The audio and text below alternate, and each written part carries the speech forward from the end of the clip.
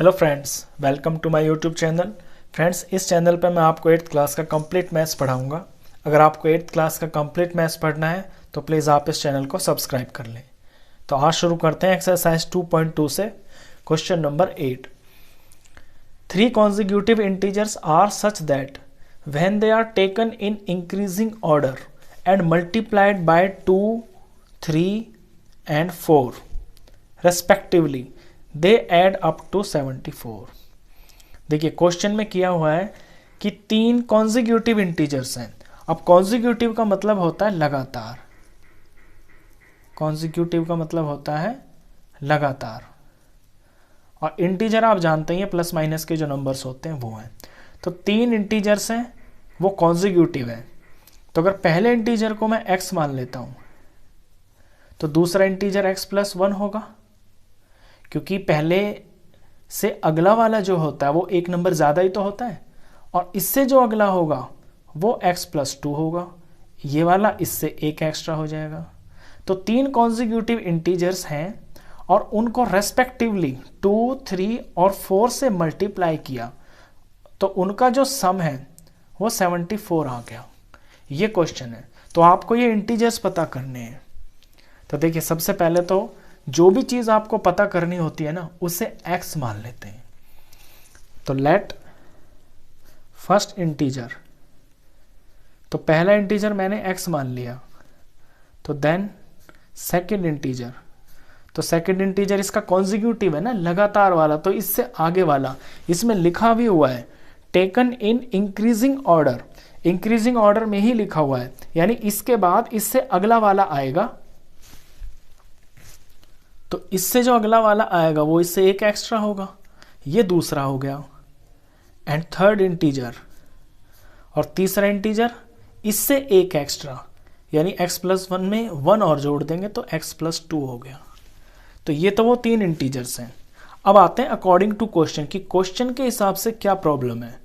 Question के हिसाब से प्रॉब्लम ये है कि इन इंटीजर्स को अब आपको 2 से, 3 से और 4 से रेस्पेक्टिवली, रेस्पेक्टिवली का मतलब ये होता है कि जैसे ये आपका पहला है, ये दूसरा है, ये तीसरा है, तो बुक में लिख दिया बाय 2, 3, 4 रेस्पेक्टिवली, यानी पहले को 2 से करना है, दूसरे को 3 से करना है और तीसरे को 4 से मल्टीप्लाई करना है। तो पहला है x, इसको 2 से मल्टीप्लाई करना है, प्लस दूसरा इंटीजर है x प्लस 1, इसको 3 से मल्टीप्लाई करना है, प्लस तीसरा इंटीजर है x प्लस 2, इसको 4 से मल्टीप्लाई करना है। और इनका जो प्रोडक्ट आएगा उसका जब सम करेंगे तो दे ऐड अप टू 74। ये सारे मिलके आपके 74 हो जाएंगे। ये है आपका अकॉर्डिंग टू क्वेश्चन। अब ये हो गया तो आपको बिल्कुल साफ साफ दिख रही है इक्वेशन। ये लेफ्ट हैंड साइड, ये राइट हैंड साइड। तो लेफ्ट साइड में अपने इन नंबर्स को पहले सॉल्व कर लेते हैं। 2x तो 2x ही रहेगा, प्लस ये 3 है और अंदर आपके 2 नंबर हैं और दोनों के दोनों अनलाइक टर्म्स हैं। तो 3 पहले x को मल्टीप्लाई करेगा तो 3x बन जाएगा, फिर प्लस 3 1 से मल्टीप्लाई होगा तो 3 बन जाएगा, प्लस आगे भी इसी तरह से है। 4 को x से करेंगे तो 4x हो गया, प्लस का प्लस, 4 को 2 से किया तो 8 हो गया, इज इक्वल टू 74। अब इसमें आपकी 2 तरह की टर्म्स हैं, एक तो x वाली है और एक कांस्टेंट जो नंबर्स हैं खाली। तो x वालों को पहले एक तरफ ले लेते हैं। कितने x हुए? 4, 5, 6, 7, 8, 9। ये आपके 9x हो गए। और नंबर्स कितने हुए? ये 8, 9, 10, 11। ये नंबर्स 11 हो गए, इज इक्वल टू 74। ये आपकी फाइनल इक्वेशन बन गई अपनी प्रॉपर फॉर्म में। अब आपको पता ही है कि इक्वेशन में लेफ्ट साइड और राइट साइड में आपको जो वेरिएबल होता है उसकी वैल्यू निकालनी होती है, यानी कि x की वैल्यू निकालनी है। तो यहाँ से पहले जो प्लस माइनस की चीज़ होती है वो मूव होती है। तो 9x को हम ऐसे ही रखेंगे, 74 अपनी जगह पे है। ये जो प्लस 11 है ये इधर जाके माइनस हो जाएगा। तो 9x की वैल्यू आई, इसे माइनस करेंगे तो ये 63 आ गया। अच्छा, प्लस को हटा दिया। अब जो x के पास 9 है ये आपको टेंशन दे रहा है, हमें सिर्फ x की वैल्यू निकालनी है, बिल्कुल अकेले वेरिएबल की। तो x के पास 9 मल्टीप्लाई में है, तो सिर्फ x निकालने के लिए 63 के पास ये जो यहाँ मल्टीप्लाई में 9 है ना, ये इस तरफ आके डिवाइड में आ जाएगा। तो x की वैल्यू बन जाएगी, 63 को 9 से डिवाइड किया तो 7 9 ज़ा 63, तो x की वैल्यू 7 आ गई। जब x आ गया तो यानी कि आपका सब कुछ ही आ गया, वेरिएबल ही होता है इसके अंदर। वेरिएबल के बाद तो जो आपने यहाँ पे लेट किए हुए होते हैं उसके अंदर अपनी वैल्यू पुट कर देते हैं और आपके ये आंसर्स आ जाते हैं। तो x आ गया। अब ये मेरे फर्स्ट सेकंड थर्ड इंटीजर्स है, तो ये आंसर है। तो देयरफॉर फर्स्ट इंटीजर क्या है x, और x मेरा आया 7। सेकंड इंटीजर क्या होगा, क्योंकि ये कॉन्जिक्यूटिव है, तो कॉन्जिक्यूटिव होता है यानी कि सेकंड डायरेक्ट आप लिख सकते हैं 8 होएगा। और थर्ड क्या होगा, थर्ड इससे अगला होगा यानी कि 9 होगा। तो 7 8 9 आप इसको डायरेक्ट यहाँ भी लिख सकते हैं। लास्ट में आंसर 7 8 9। क्वेश्चन की लैंग्वेज देखें, what are find these numbers, तो 7 8 9 ये इसके आंसर्स हैं। तो 7 8 9 को जब बारी बारी 7 को 2 से मल्टीप्लाई किया, 3 को 8 से किया, 4 को 9 से किया और इनको प्लस किया तो आपका आंसर 74 ही आएगा। इस तरह से था ये क्वेश्चन। चलिए इसके बाद क्वेश्चन करते हैं 9। 9th क्वेश्चन में the ages of Rahul and Harun are in the ratio 5:7। दो लड़के हैं, एक का नाम है राहुल और एक का नाम है हारून, और इनकी एजेस का रेशियो दे रखा है 5:7। आगे क्वेश्चन कहता है 4 years लेटर यानी कि 4 साल बाद the sum of their ages will be 56 years।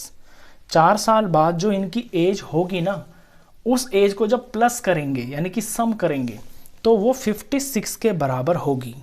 तो what are their present ages, तो उनकी आज की एज कितनी है, आज की एज निकालनी है। तो देखिए जब ये जो रेशियो आपको दी हुई है ये आज की ही रेशियो दे रखी है। जब भी आपको कोई चीज़ रेशियो में दी हुई होती है तो उसके पास आप x लगा लेते हैं इस तरह से।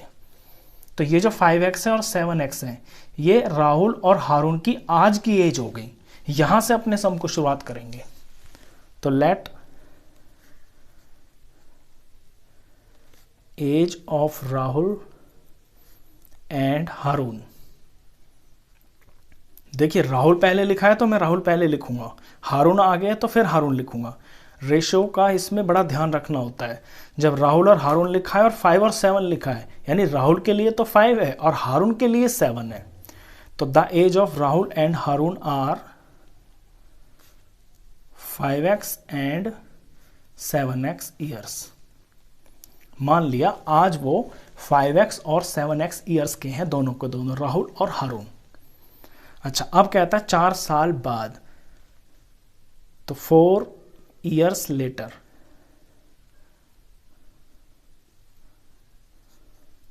यानी कि 4 साल बाद। 4 साल बाद क्या कहानी होगी, देखिए आज अगर राहुल 5x का है, 5x ईयर्स का है, तो 4 साल बाद राहुल की एज कितनी हो जाएगी, राहुल्स एज कितनी होगी, जितनी उसकी आज है उसमें 4 ही तो जुड़ जाएगा। भाई किसी की एज आज जितनी भी है 4 साल बाद वो कितने का हो जाएगा, उसमें 4 साल और जुड़ जाएंगे। यानी अगर ये आज 10 साल का है तो 10 में 4 और जुड़ जाएंगे तो ये 14 का हो जाएगा 4 साल बाद, सिंपल। ऐसे हारून की कितनी हो जाएगी, हारून्स एज, हारून आज की डेट में 7x ईयर्स का है, 4 साल बाद वो 4 साल और बड़ा हो जाएगा, तो ये हारून की एज हो गई। अब 4 साल बाद की ये जो एजेस हैं इनकी, इन्हें आप ब्रैकेट में लगा के ईयर्स लिख लिया करें ऐसे, क्योंकि यूनिट्स का बड़ा इंपॉर्टेंस होता है मैथ्स के अंदर। तो ये 4 साल बाद की एज है इन दोनों की।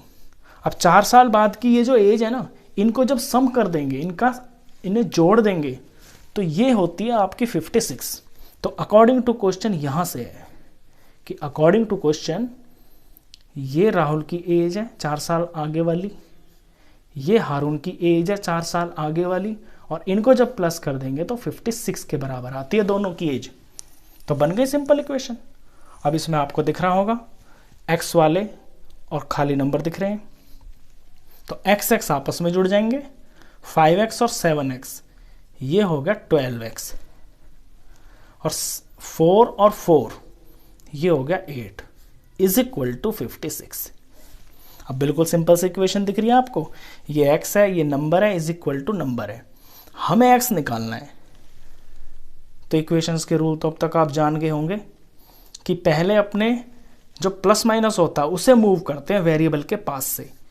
तो 56 के पास ये यहाँ से +8 हट के इधर चला जाएगा तो -8 हो जाएगा। तो 12x की वैल्यू हो जाती है, इसमें से जब आप 8 माइनस करेंगे तो ये 48 हो जाएगा। अच्छा, अब ये जो x के पास 12 है ये टेंशन दे रहा है, हमें तो सिर्फ x की वैल्यू चाहिए। तो 12 मल्टीप्लाई में है ना, तो ये 12 इधर जाके 48 के पास डिवाइड में हो जाएगा, क्योंकि मल्टीप्लाई का डिवाइड हो जाता है दूसरी तरफ जाके। तो x की वैल्यू आ गई, 48 को 12 से डिवाइड किया तो x की वैल्यू आपकी 4 आ गई। 12 4 जा 48 होता है, ये 4 आ गया। जब वेरिएबल आ गया तो यानी कि हमारा सवाल हो गया। अब क्या, कुछ नहीं, अब तो जो हमने यहाँ पे लेट लिए हुए हैं ना, बस उनके अंदर वेरिएबल की वैल्यू पुट करेंगे और हमारा आंसर आ जाता है। तो राहुल की और हरुण की एज है 5x 7x, तो ये आंसर है। देयरफॉर पहले राहुल है ना, तो मैं राहुल को ही लिखता हूँ।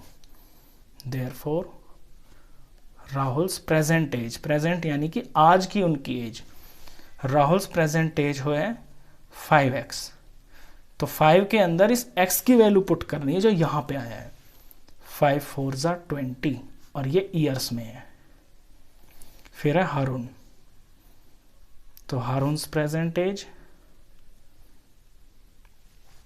एज है, हरुण्स प्रेजेंट एज है 7x।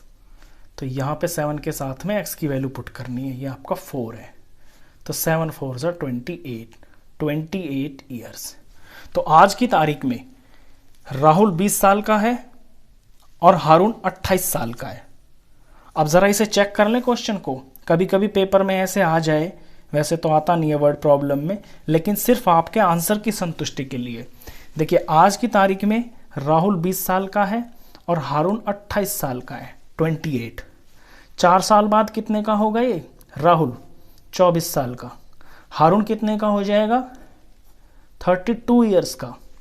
और जब इन दोनों को प्लस करेंगे तो 4 और 2 6, 3 और 2 5, 56 आ रहा है। देखिए, और बुक में भी यही बोला हुआ था कि 4 साल बाद जब उनकी उम्र होगी तो वो जुड़ के 56 हो जाएगी। दैट मीन्स आपका आंसर बिल्कुल ओके है।